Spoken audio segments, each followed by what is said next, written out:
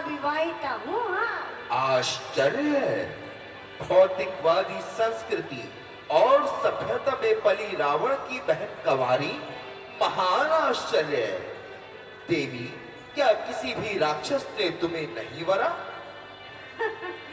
राक्षस तो क्या, मुझसे विवाह के लिए तो देवता तक संदेशा भेजते हैं नारद जी। किंतु संसार में ऐसा पुरुष कहाँ जो मेरे मन को लुभा सके। पृथ्वी पर वो प्रकाश कहाँ जो नैनों में मेरी समा सके। और गंधर्वों में वो बात नहीं जो मुझको मोहित कर जाए। ऋषि मुनियों में वो तेज कहाँ जो मेरा स्वामी कहलाए। सुनिए, मैंने जो स्वप्न संजोया है वो मिला नहीं, वो मिला नहीं। मैं बना सकूं जिसको अपना, शायद वो पैदा हुआ नहीं। नारायण नारायण, ऐसी बात नहीं है देवी। जरा घूंघट के पट अच्छी तरह खोल कर देखो। तुम्हारी कल्पना की प्रतिभा तुम्हारे बिल्कुल पास में है। अच्छा नारद जी, आप ही बताइए ना। आप तो सारे संसार का भ्रमण करते रहते हैं। पृथ्वी का चप्पा चप्पा आपने देखा है। सत्य है देवी, किंतु मैं जिसकी चर्चा कर रहा हूँ उसको पाना बहुत कठिन है। वो महान योगी हैं, साधक हैं, तपस्वी हैं। उनकी छवि नारायण नारायण नारायण। नारद जी, शीघ्र बताइए। यदि वो मेरे योग्य हैं तो मैं उन्हें अपने वश में कर लूंगी। उन पर रूप का जादू चलाऊंगी, अपार संपदा का लालच दूंगी। अच्छा। अपने अधीनस्थ क्षेत्र का राजा बना दूंगी। हाँ। परंतु मुझे विश्वास नहीं देवी कि वो पुरुषोत्तम तुम्हारे सौंदर्य की ओर आंख उठाकर भी देखे। तुम्हारा धन वैभव शायद ही उन्हें प्रभावित कर सके। ऐसा नारद जी, मेरी उत्कंठा बढ़ती जा रही है। ऐसी कठोर चट्टान से टकराने के लिए ये ज्वाला आकुल हो रही है। आपके कथन ने पागल बना दिया है। नारद जी, कौन है वो भाग्यशाली? मैं भैया के पुष्पक विमान द्वारा उन्हें खोजकर ले आऊंगी। पुष्पक विमान से खोजने की आवश्यकता नहीं है देवी। वो तो स्वयं चलकर तुम्हारे पास आ गए हैं। अब और पहेलियां ना बुझाइए, मेरी बेचैनी को और अधिक ना बढ़ाइए। नारद जी, उस महापुरुष का नाम तो बताइए। जानना चाहती हो? हाँ। तो सुनो। जी। वो अयोध्या के महाराज दशरथ के पुत्र श्री राम है।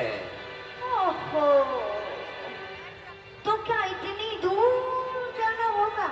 मैंने पहले ही कहा था कि भैया का पुष्पक विमान मंगा लो। और मैंने भी पहले ही कहा था देवी कि वो स्वयं चलकर तुम्हारे पास आ गए हैं। सुनो, पंचवटी में रहते हैं वो। अच्छा। और साथ ही उनके छोटे भाई लक्ष्मण भी हैं। अरे वाह। वो भी कम सुंदर नहीं, मगर मुझे संदेह है देवी कि वो तुम्हारी ओर आंख उठाकर भी देखे। वाह वाह नारद जी वाह, आपने भी खूब कही। अरे मेरे रूप में तो वो आकर्षण शक्ति है जो मनुष्य तो क्या, देवताओं को भी अपनी ओर परवश खींच लेती है।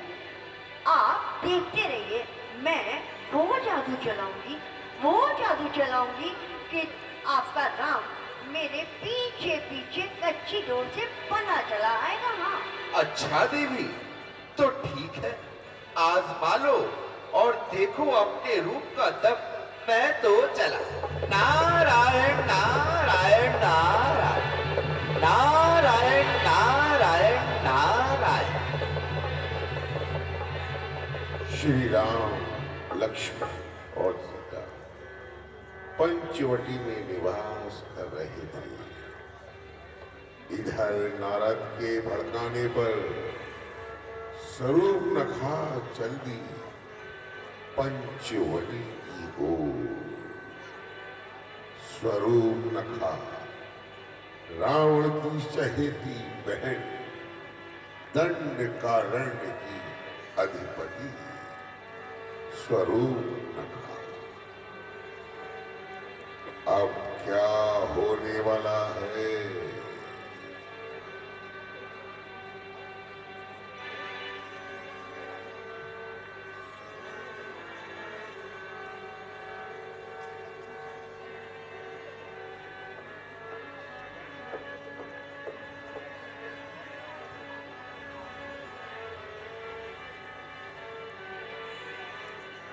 भैया, पंचवटी पर विधाता ने कैसी विचित्र रचना की है। मानो प्रत्येक वस्तु जीवन का रस लेकर आई है। निसंदेह बड़ा ही रमणीक स्थान है। प्रत्येक दृश्य मानो शोभा की खान है। प्राणनाथ, इधर तो देखिए, ये पक्षीगण कैसी मधुर तान सुना रहे हैं। ऐसा प्रतीत होता है मानो प्रकृति ने सबको रसिक बना दिया है। हाँ, ठीक कहती हो। लक्ष्मण, तुम संध्या वंदन के लिए कुछ पुष्प ले आओ, और सीते, हाँ, तुम थोड़ा सा जल ले आओ। ठीक है भाई, मैं सरोवर तक जाती हूँ। उनके जाने के पश्चात श्री राम ध्यान में लीन हो गए और तभी स्वरूप नखा वहां पहुंचा और वहां के स्वरूप को देख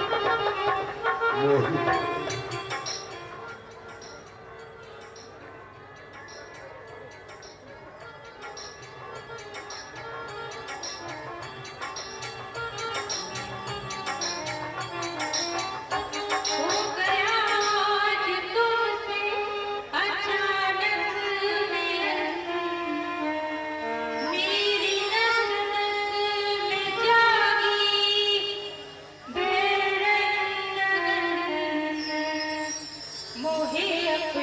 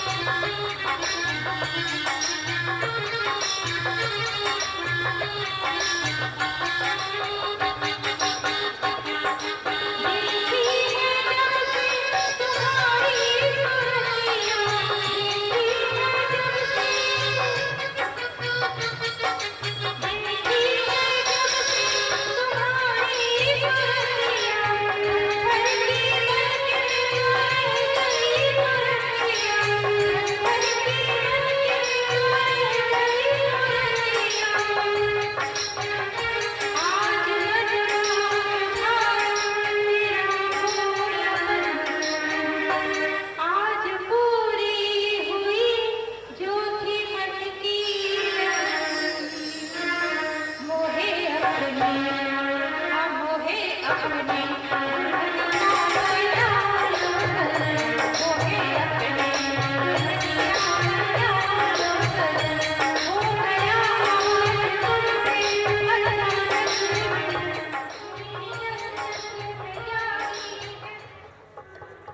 देवी, तुम कौन हो और किस उद्देश्य से आई हो? इस संभाषण से जरा भी नहीं शर्माई हो। पति खोज तुम्हें नहीं, मात पिता को करना है। एकांत भ्रमण से सदा नारी को डरना है। घर में ना घूमती तब कैसे मिलते तुम मुझको। लो, थामो थामो मेरा हाथ, व्यर्थ ना तुम झिझको। देखो देखो पहले तुम मेरे कोमल अंगों को, देखो लावण्यमयी फिर काम तरंगों को। तब मन में निर्णय करो कि क्या करना है। मेरी कोमल कर को हिराम तुम्हें पकड़ना है। बस बस करो दूर से बात, पास ना तुम आओ। ये अपने दुष्ट विचार ना फिर से दोहराओ। तुमसे अच्छी है एक मामूली नारी, तुम तो दिखती हो एक दहकती चिंगारी। और तभी सीता जी वहां जल लेकर पहुंची।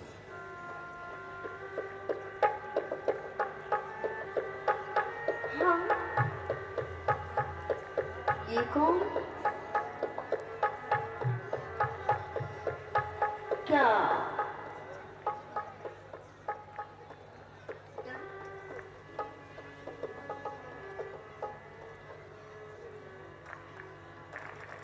सुनिए, ये कौन है? शूर्पणखा, ये मेरी पत्नी सीता है वन में मेरे संग। तुमसे विवाह की मेरे मन में नहीं उमंग। माना की सुंदरी तुम, परंतु तुम में शील कहाँ। तुम भटक रही हो एक अकेली यहाँ वहाँ, इतनी स्वतंत्र कि जो चाहे कर सकती हो। कुंवारी को छोड़ विवाहित को वर सकती हो। तो क्या पुरुषों के हो नहीं सकती दो दो भार्या? बोलो बोलो, मुंह खोलो आर्या।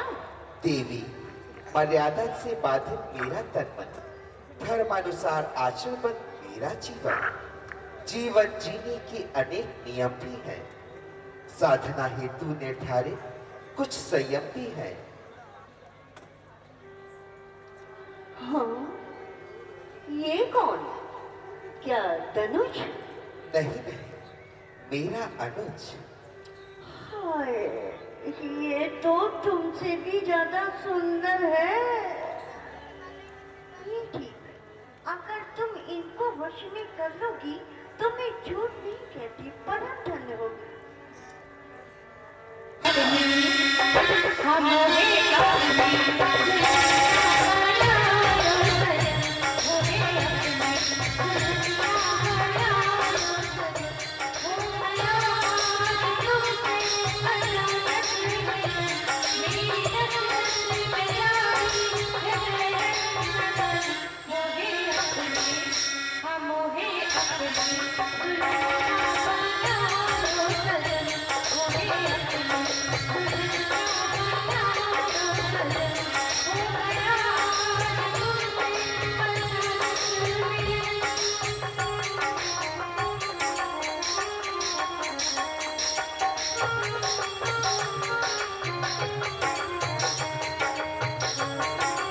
अरे सुनो तो।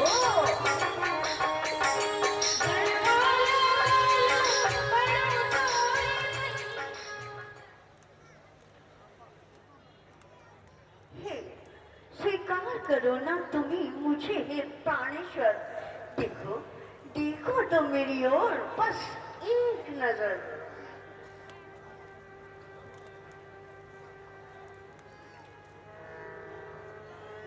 हाँ, तभी लक्ष्मण जी बोले,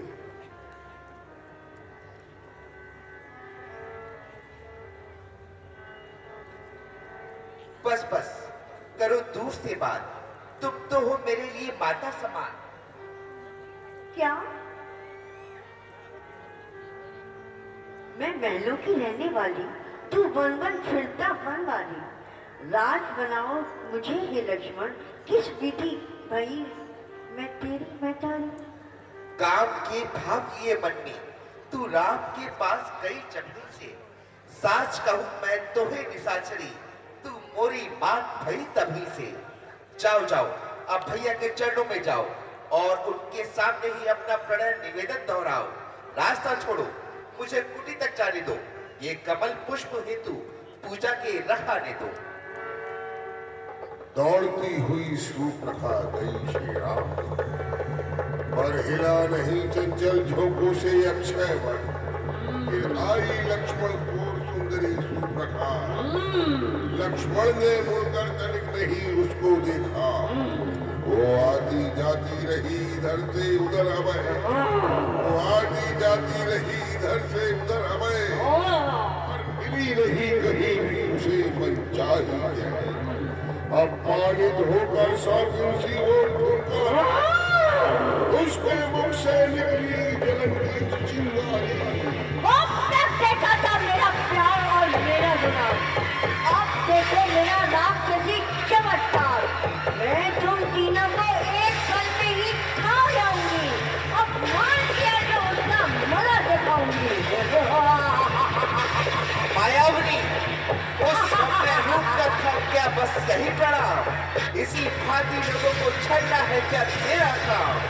बाहर की थी वो सुंदरता, अंदर से ऐसी है हाय।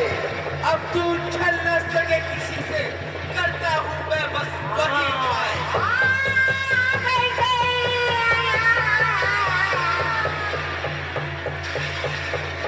और सुप्रभा बिलखती हुई रोती चिल्लाती जा पहुंची अपने भाइयों के पास, जिनके नाम है खर और दूषण।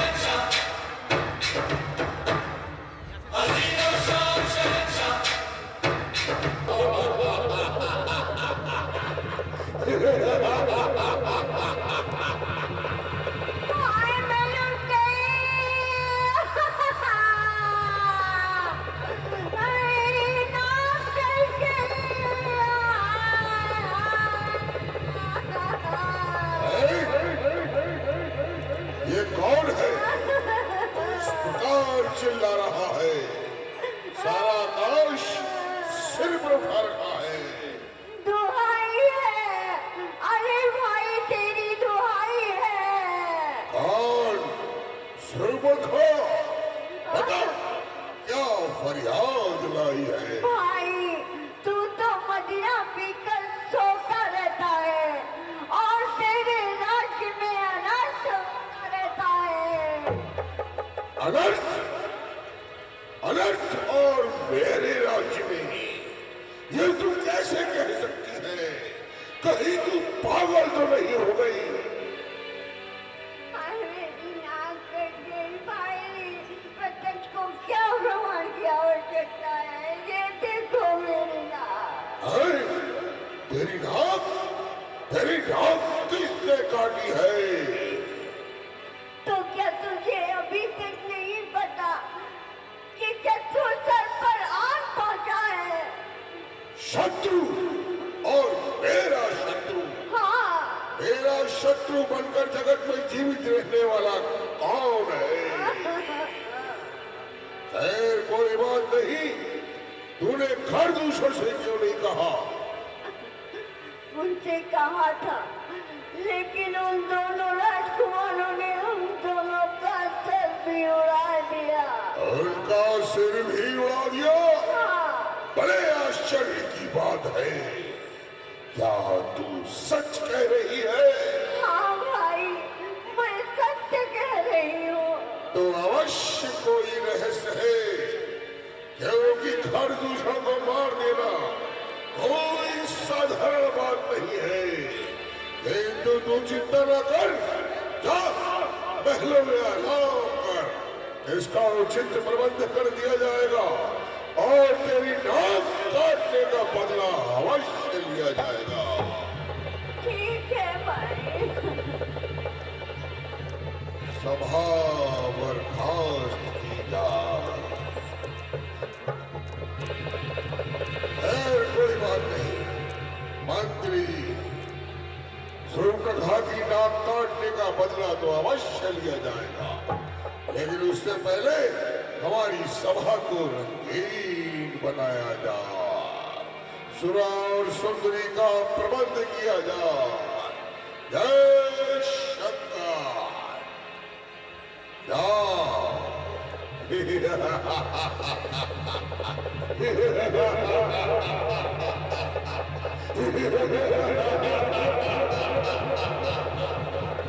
आओ सुंदरी, आओ और हमारी सभा को रंगीन बनाओ। प्रणाम लंकेश।